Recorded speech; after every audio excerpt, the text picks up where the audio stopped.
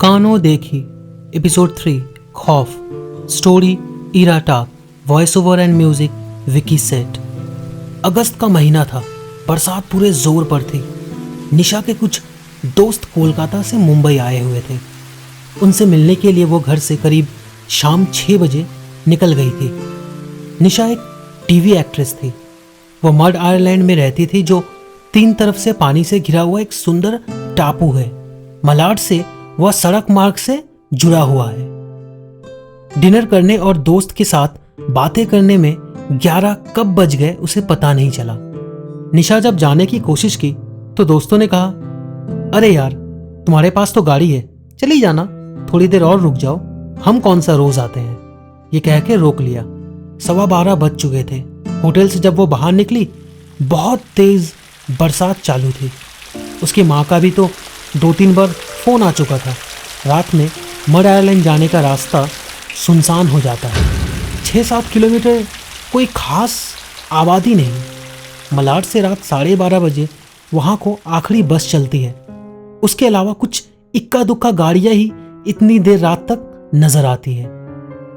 मैं कोई बच्ची नहीं, मम्मी आप परेशान मत हो, मैं आ जाऊंगी, उसने लड़खड़ाती आवाज में कहा। पार्टी में 2 पेग पीने के बाद सुरूर उसके ऊपर हावी था। वो बड़ी रफ्तार से अपनी कार दौड़ा रही थी। ईस्टर्न हाईवे से मीर चौकी तक आने में उसे ज़्यादा वक्त नहीं लगा। रात में ट्रैफिक काफ़ी कम था। मीर चौकी से अगले सिग्नल पर बाईं तरफ कब्रिस्तान के बोर्ड पर अचानक उसकी नज़र गई। ठीक उसके बगल में ईसाइयों की दफन भूमि और उसके बगल में हिंदुओं की शमशान भूमि देखकर उसे हंसी आ गई। कहीं एकता हो ना हो, यहाँ के भूतों में ज़रूर एकता होगी, या ये भी मंदिर मस्जिद चर्च के नाम पर लड़ते होंगे। निशा फुल वॉल्यूम में गाना चला रखी थी और पूरी मस्ती में झूमती हुई वह गाड़ी चला रही थी। अचानक म्यूजिक प्लेयर अपने आप बंद हो गया। वो थोड़ा हैरान हुई, पर उसने दोबारा चालू कर दिया। आगे मालवाड़ी चौराहे पर पुलिस वाले हर गाड़ी को चेक कर रहे थे। वह बहुत घबरा गई, क्योंकि दारू पी के गाड़ी चलाना कानूनन अपराध है। उसने म्यूजिक बंद कर दिया। बगल की सीट पर पड़ी अपनी शॉल को सिर पर ओढ़ लपेट लिया। फिर कार की रफ्तार कम कर वह पुलिस के पास रुकने ही वाली थी कि पुलिस वाले ने लड़की देखकर उसको जाने का इशारा कर दिया। अगर चेकिंग होती तो मेरा लाइसेंस जब्त हो जाता। जान बच गई। लड़की होने के फायदे ही फायदे हैं। उसने चैन की सांस ली और शॉल को वापस उतारकर लापरवाही से सीट पर फेंक दिया। मालवड़ी से होती हुई वो पुल पर पहुंच गई, जहां से एक रास्ता मारवे की तरफ मुड़ता है और एक मड आइलैंड की तरफ। अभी बारिश हल्की हो गई थी। उसने फिर से गाने चालू कर लिए। दूर दूर तक कोई नहीं था, ना कोई गाड़ी, ना कोई मोटरसाइकिल, ना कोई आदमी। सब एकदम सुनसान। सड़क के दोनों तरफ घने पेड़। दिन में ये रास्ता जितना सुंदर लगता है, रात में उतना ही भयावह लग रहा था। रोड लाइट भी जगह जगह नहीं थी। कहीं कहीं गुप्त अंधेरा था। बरसात की वजह से उसे ठंड महसूस होने लगी। उसने कार का एसी बंद कर खुली हवा के लिए थोड़ी थोड़ी खिड़कियां खोल ली। उसका सिर चकरा रहा था और नींद से आंखें मूंदे जा रही थी। उसने एक जगह कार रोक पीछे पर्स में पड़ी पानी की बोतल निकाली और अपने मुंह पर पानी की छींटे मारे। अचानक म्यूजिक प्लेयर फिर से बंद हो गया। मैंग्रोव के घने जंगल, मछलियों की गंध और हवा में तेजी से हिलते पेड़ देखकर अचानक उसे घबराहट होने लगी। उसने घड़ी देखी, रात का 1 बज चुका था। लगता है इसका कोई वायर ढीला हो गया, कल सही करवाते हूँ, कहते हुए उसने फिर एक बार म्यूजिक प्लेयर चालू कर दिया। उसने अपने आप से कहा, अब तो बस भी जा चुकी होगी, मुझे इतनी देर वहाँ नहीं रुकना चाहिए था। उसने अपनी कार की रफ्तार बढ़ा दी। सड़क ज़्यादा चौड़ी नहीं थी और बीच बीच में काफ़ी घुमावदार मोड़ भी थे। 7-8 किलोमीटर के लंबे रास्ते पर 3-4 जगह ही कुछ दुकानें हैं, पर उस समय तो सब बंद हो चुका था और बरसात की वजह से सड़क पर एक कुत्ता भी नज़र नहीं आ रहा था। म्यूज़िक प्लेयर चलते चलते फिर अचानक से बंद हो गया। एक डर की लहर उसके शरीर में दौड़ गई। उसने बाईं तरफ देखा तो एक सुनसान बंगला नजर आया। उसे पिछले दिनों देखी हॉरर फिल्म याद आ गई। जिसमें एक परिवार पिकनिक मनाने आता है और वापसी में उनकी कार खराब हो जाती है। रात बिताने को वो ऐसे ही एक सुनसान बंगले में घुस जाते हैं। बंगले का दरवाज़ा खुला होता है पर उन्हें कोई नज़र नहीं आता। बंगले में सब कुछ अपनी जगह पर सजा हुआ होता है। कई बार आवाज़ देने पर कोई नहीं आता तो वह बेतकल्लुफ हो वहीं रुक जाते हैं। बच्चे खेलने लगते हैं। पति घर के कोनों में बनी बार से शराब पीने लगता है और फ्रिज में खाने का सामान ढूंढने को जैसे ही उसका दरवाज़ा खोलती है जोर से चीख पड़ती है। फ्रिज में कटे हुए सिर, हाथ पैर रखे हुए थे। निशा वहीं पहुंच गई थी जैसे। एकदम उसने तेज ब्रेक लगाया। उसके माथे पर पसीना आ गया था। उसने अपने सिर को झटक दिया। अरे यार निशा, क्यों सुनसान रास्ते पर हॉरर फिल्म के बारे में सोच रही है? कुछ रोमांटिक सोच सोच सोच। अगर इस समय विशाल होता तो ऐसे रोमांटिक मौसम में कार को चलने ही नहीं देता और सारी रात यही सड़क के किनारे या सुनसान बीच पर। मैंने फालतू ही आज उससे झगड़ा किया। उसने अपना मूड बदलने की कोशिश की।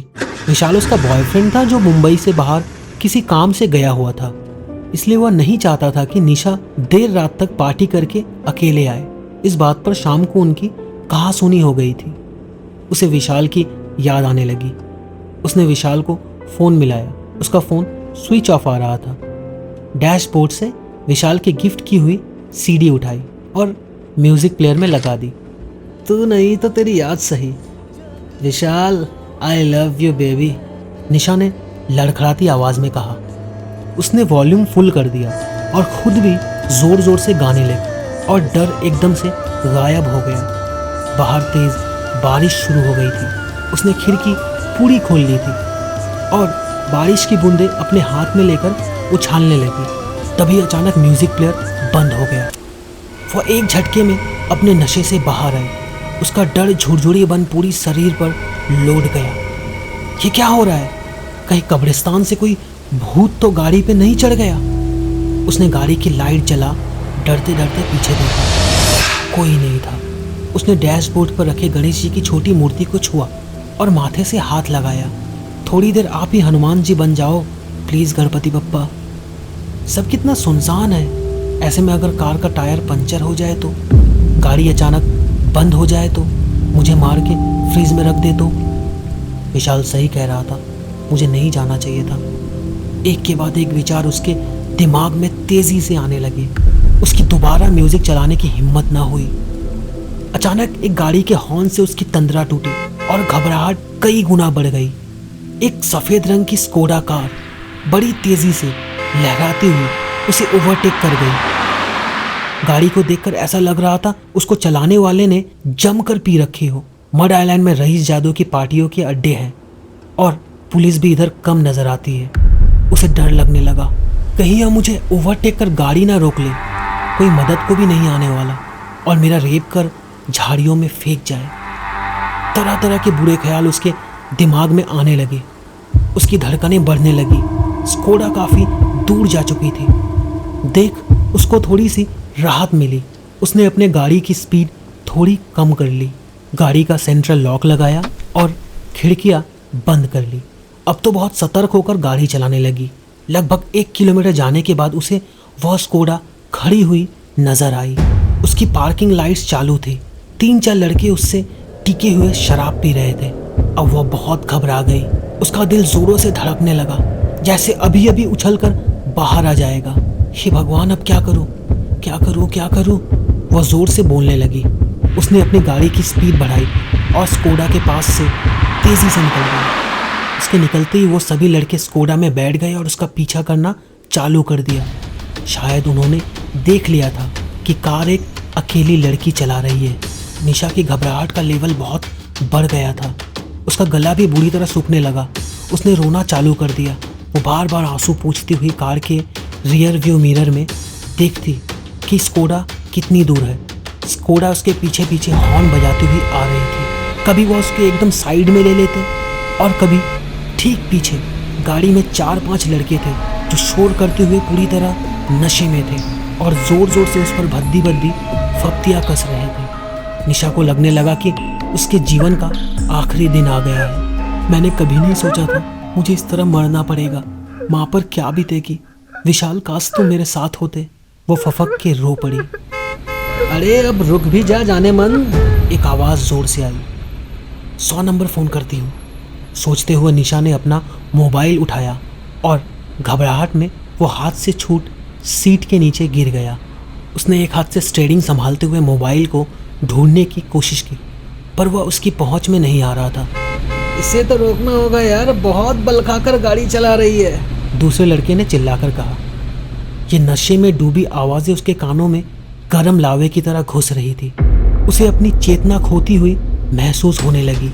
अचानक लड़कों ने स्कोडा कार की रफ्तार बढ़ा निशा की कार को ओवरटेक करते हुए जैसे ही बाईं तरफ मोड़ा, एक जोरदार आवाज़ के साथ पुल की रेलिंग तोड़ती हुई स्कोडा मैंग्रोव के जंगल से भरे दलदल में जा गिरी।